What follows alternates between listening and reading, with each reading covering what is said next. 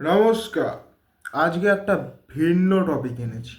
সেটা হচ্ছে আমাদের দুই বিশেষজ্ঞ চিনি নিয়ে কিছু ডিসকাশন করবে। তাদের ডিসকাশন আমরা কিন্তু মাথায় ঢুকবে না, মাথা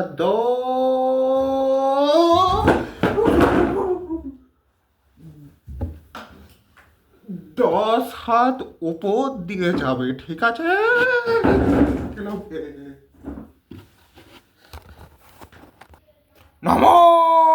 নমস্কার,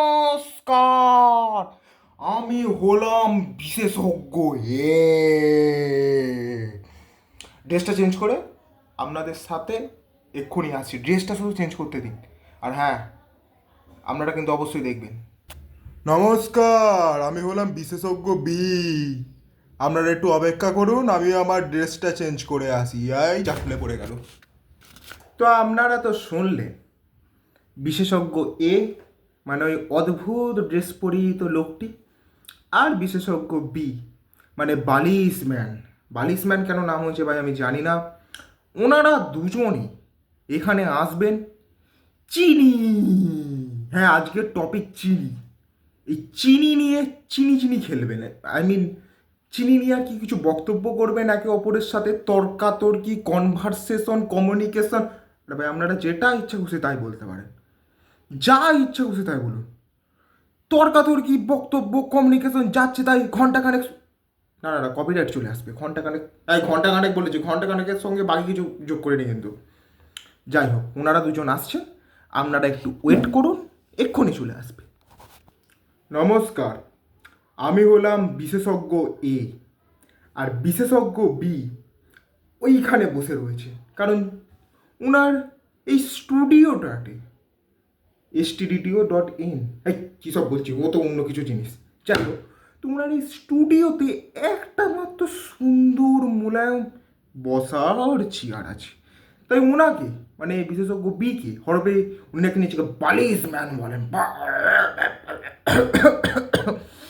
যাই নামে রাখুন, উনি বসে আছেন ওই জায়গাটাতে, ঠিক আছে? তো এবার দেখি আমাদের টপিক নিয়ে আলোচনা করে তার আগে একটু বালিশম্যানের সাথে পরিচয়টা করিয়ে দিই আপনাদের, তাই না?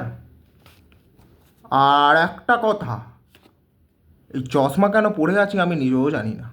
কারণ এইখানে নাকি নিয়ম আছে, যে যে ভিডিও বানাবে তাকে নাকি ভাই চশমা পড়তে হবে, তাও আবার 10 পাওয়ারে। কিছু পাওয়ার নেই? ও, আমি জানতাম না। যাই হোক, যাই না, চশমাটা পরে চারিদিকটা যেন কীরকম লাগছে আমি বুঝতে পারছি না। যাই হোক, বালিশম্যানের কাছে আপনি যান।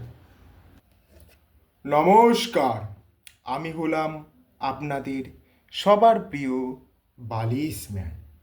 আমিও এসেছি, আমার জায়গা হয়নি, তাই আমাকে এইখানে বসেই ভিডিওটা বানাতে হবে। কিন্তু ভাই, আসল টপিক কোথায় গেল? চিনি নিয়ে আমরা কখন ডিসকাশন করব আমাদের এই দর্শকদের মাঝে? হ্যাঁ, করতে তো হবেই নাকি? খেলাম রে, পুরো মান সম্মান ডুবে গেল। নমস্কার, আমি হলাম মিস্টার এ, আর আপনারা বালিশম্যানের ছোটোখাটো বক্তব্য শুনলেন। বালিশম্যান তো খুব পপুলার নয়, তাই ওনাকে হয়তো অনেকেই চেনেন না। আবার এটাও হতে পারে উনি খুব পপুলার। যাই হোক, আমি ছোটোবেলা থেকে একটুও পড়াশোনা করিনি, তাই আমার মাথার ওপরে এই বইটা ভাবলাম রেখেই দিই। এটা নতুন ধরনের এক ধরনের ফ্যাশন ডিজাইন। আপনারা অবশ্যই দেবেন, মানে বলবেন কমেন্টে যে এটা কেমন লাগছে আমাকে। যাই হোক, এই বইয়ের ভার আমি নিতে পারছি না। তো আমাদের যে প্রথম বক্তব্য, গলার ভয়েসটাও একটু নামিয়ে আনলাম। এবারে আসল আলোচনা করা যাক। আচ্ছা, আমরা যে চিনি, মেন জিনিসটা চিনি, সুগার, অনেকে অনেক কিছু বলেন। আপনারা কি বলেন? চিনি বলেন না সুগার বলেন, সেটা আপনাদের অবশ্যই বক্তব্য। আবার অনেকে সাদা বালিও বলে। কারা কারা সাদা বালি বলে? আমি বলতাম না, আমি ছোটোবেলায় বলতাম না, কি জানি। এই গেল গেল গেল, বইয়ের ভাতটাও নিতে পারছি না ঠিক মতো ভাবে। যাই হোক, আমার কাছে একটা প্রশ্ন আর যাই হোক, কোশ্চেন আছে। প্রশ্নটা বলো। প্রশ্ন আছে একদম। তো চিনি, চিনি তৈরি হয় আখ থেকে। আখ, জানেন তো, সেই বড় বড় আখ যেগুলো দিয়ে ভালো মাংসপেটা করা যায়। আখ দিয়ে মাংসপেটা না না থাকে। তো চিনি তৈরি হয় আখ থেকে, আখের রস থেকে। আখ তৈরি হয় আখ গাছ থেকে। আখ গাছ হয় না, সেই আখ গাছ থেকে। তো বেসিক্যালি আমরা চিনিকে কি স্যালাড বলতে পারি? এই বক্তব্যটাই আমার, এই প্রশ্নের উত্তর আমার জানার ছিল। তাই আমি ভাবলাম যে আমাদের এই বালিশম্যান, যিনি উচ্চশিক্ষিত মানুষ, ওনার কাছে এই প্রশ্নটাই আমার কাছে রয়েছে যে ভাই আপনি বলুন যে চিনি যেটা তৈরি হয় আখের রস থেকে, আখের রস যেটা তৈরি হয় আখ থেকে, আখ আসে গাছ থেকে, তাহলে চিনি কি একটা স্যালাড? চিনিকে কি আমরা স্যালাড বলতে পারি? হ্যাঁ, হ্যাঁ, আপনার প্রশ্নটা আমি শুনেছি। দেখুন মিস্টার এ, চিনিকে তৈরি করতে গেলে অনেক প্রসেস থাকে, প্রসেস, প্রসেস, হ্যাঁ।